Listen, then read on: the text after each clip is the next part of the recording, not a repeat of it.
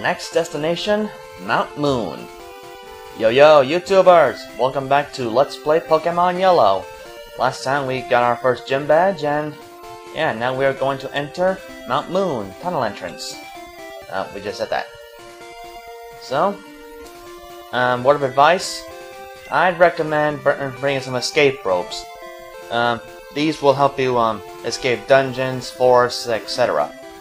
I think they'll bring you either to the entrance or to in front of the last Pokemon Center you were in.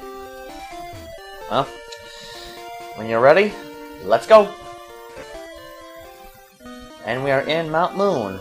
This place is known for having a bunch of Zubats. Yeah, these guys are kind of annoying. So, I'd pretty much recommend having Pikachu up front. Unless you run into Geodudes, that'd be a problem. Yes, you can also find wild Geodudes here as well, along with a couple other Pokemon. There's one in particular I'm actually looking for. We'll cross that bridge when we come to it. But over here we have TM12. I believe that one is Water Gun. And it is. Sadly, none of our Pokemon can learn it. So, all the way up here, we should have... Yep, another potion. Now, of course, there are a lot of trainers here, so... Yeah, prepare to hear some Johto music over and over. Me? I don't look suspicious, do I?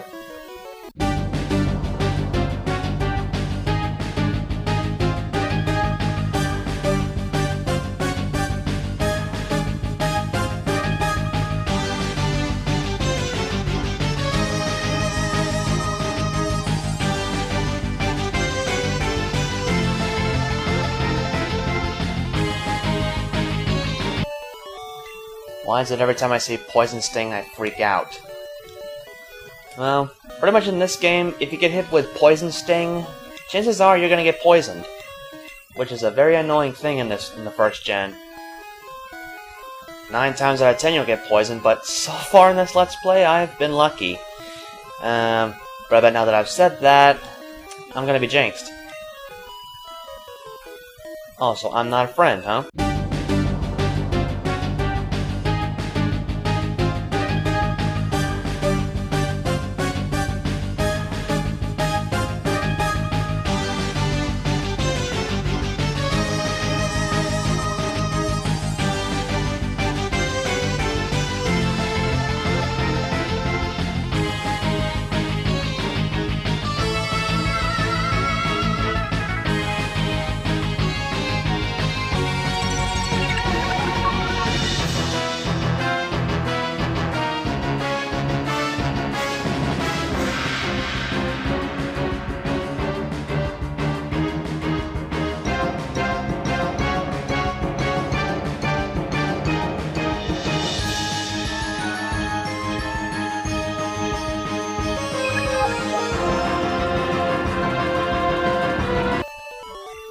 And that's one annoying Clefairy out of the way.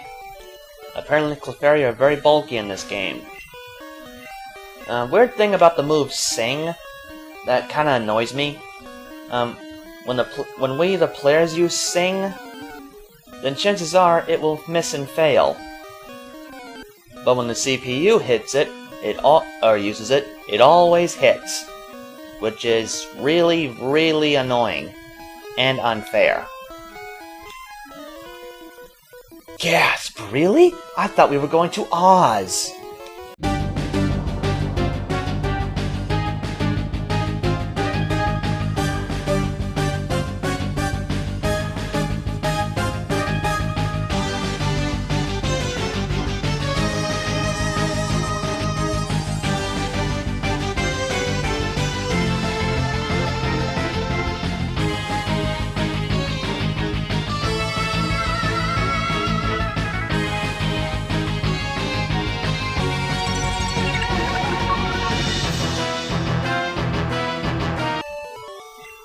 And that's it for that, bug catcher. Yep, you lost. Pure and simple.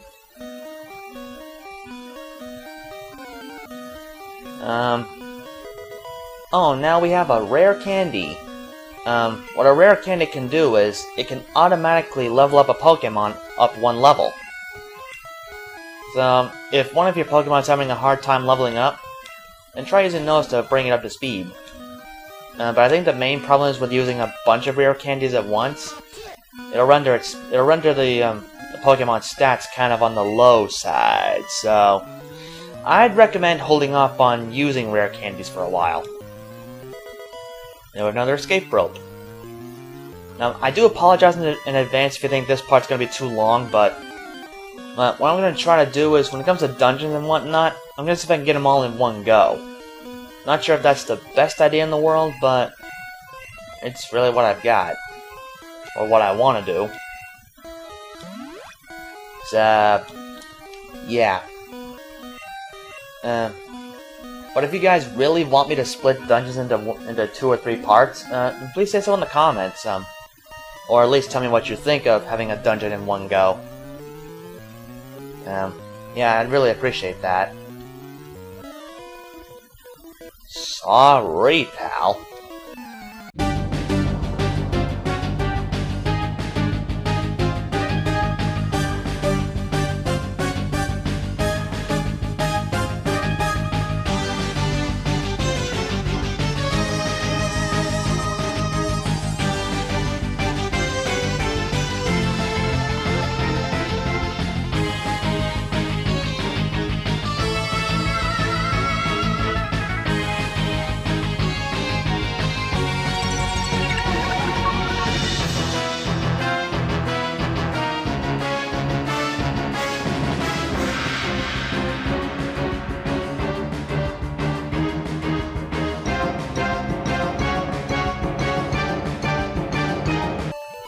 What, you think I was gonna have Butterfree stay on the sidelines for the rest of this Let's Play? The funny thing about Magnemite, as you know in Generation 2 and up, it became an electric steel type, right? Well, in Gen 1, there are no steel types and there are no dark types. So in first generation, Magnemite is a pure electric type. Same goes for its evolved form, Magneton. Oh, and Voltorb and its evolved form Electrode, they are considered the fastest Pokemon in the game. And then we have HP up. Using those will raise the HP of a Pokemon. I'm actually going to use, if I find items like this, I'm most likely going to use them on Shock, just to bring his stats up, because I really don't want him to be considered the weakest Pokemon when we get the full team, if you know what I mean. See? HP went up a bit. And I think a potion is required. There we go. Good as new. Something tells me I'll be out of potions in no time, though. Those Zubats gotta go suck on a dead dog's nose. And here we have a man in black. Here comes the man in black. Come on, I'm seriously not the only one who thought that, right? Now here we're going to go into a different trainer. It's still a regular trainer battle, but when coming across these guys in particular, there's going to be different music. Team Rocket, Pokemon Gangsters. Gangsta Man? I don't know where that came from.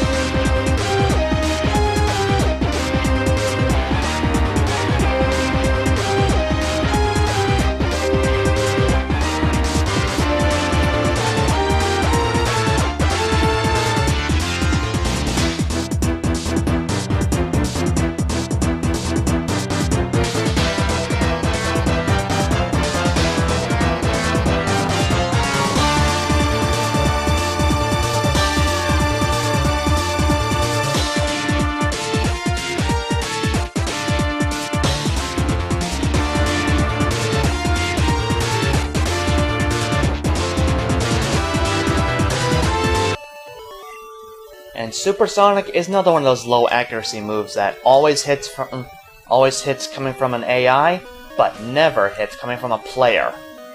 Another one of those unfair situations.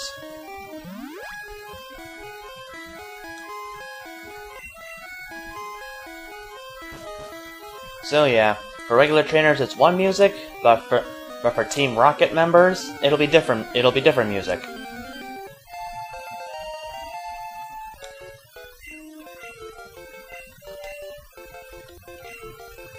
So at level 15, Pikachu will want to learn Double Team. Double Team will raise evasiveness, making it less likely for the opponents to hit and have their moves hit. I am not going to bother with this. Even though the animation in this game, in this game is kind of nice to see.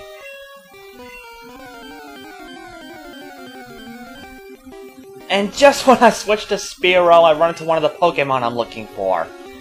This is Paris, the Grass-type Pokémon, meaning a quad weakness to flying and fire. Paris really isn't that great of a Pokémon for a team, but for an HM slave, this is definitely a good choice. Okay, that didn't quite do much. I swear though, if I get owned by a Paris, I'm gonna rage.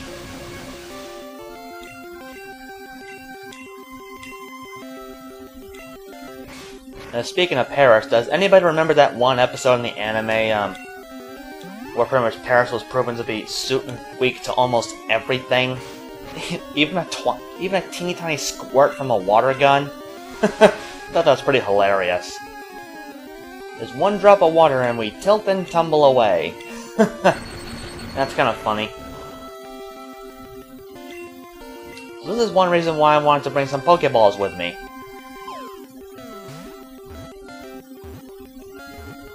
So yeah, like... Hey!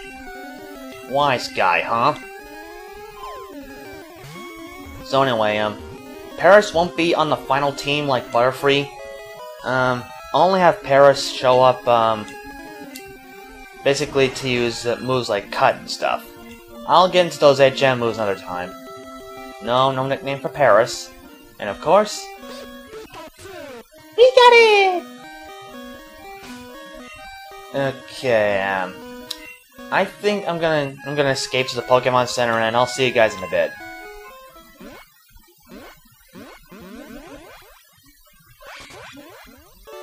While we're in the Pokemon Center, let's talk to this guy. He's got a deal for us. He'll sell us a Magikarp for 500 Pokédollars. 2 words. Terrible deal! Don't do it. Magikarp is one pathetic Pokemon, and it's near impossible to train. Well, maybe not impossible, but it's more like tricky. Sure, Gyarados is a good Pokemon as well, but yeah, don't bother at all with Magikarp, it's not worth it. Besides, Magikarp is pretty common elsewhere. Damn it, Zubat, will you please get out of my face? As I said before in Viridian Forest, or somewheres, when you run away, wild encounters are more likely. Well, this is pretty much the first cave dungeon after all. Well, believe me, we'll run to bigger areas later.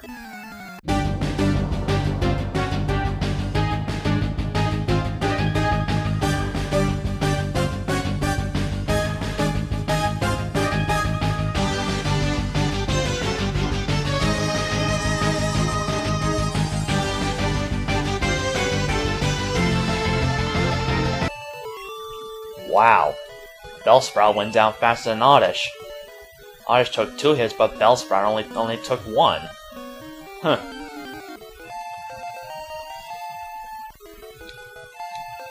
Fury Attack. I honestly don't like moves like Fury Attack. Fury Attack... basically, it'll strike multiple times in one turn. However, it's fairly weak. I don't like its accuracy very much, so I'm probably not going to use it as much. Then again, I think I might contradict my statement about that. Okay, and here we have TM01. I think I know this one. This one is Mega Punch. I was right. Mega Punch is a pretty powerful normal type move, and I'm actually going to use this right now on Shock. Quick attack, well, it's not very strong, even though it does guarantee first hit. But I'm actually going to teach it Mega Punch to give it a bit more of a punch, so to speak. So yeah, Shock now knows Mega Punch. Why not? Suffering snorkel blots! They're relentless! A big job, huh? What are you trying to do? Wash an elephant?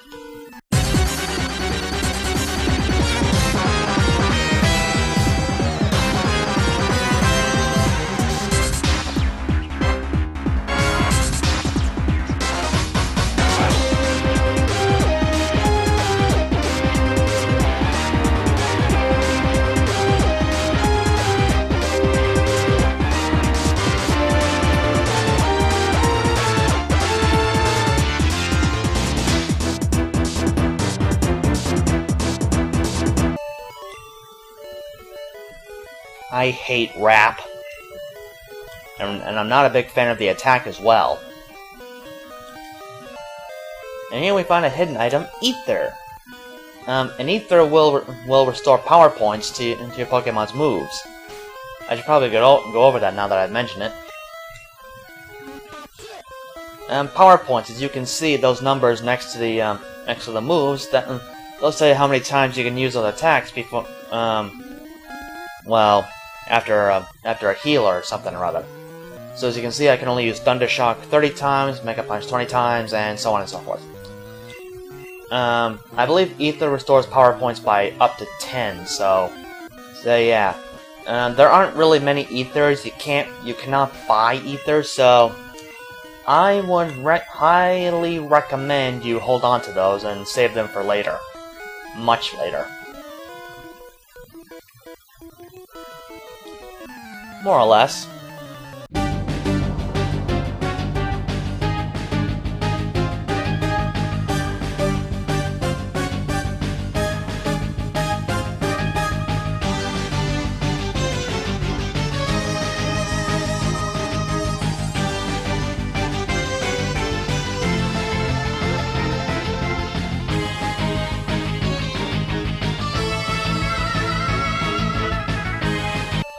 That battle was all Shock right there, folks.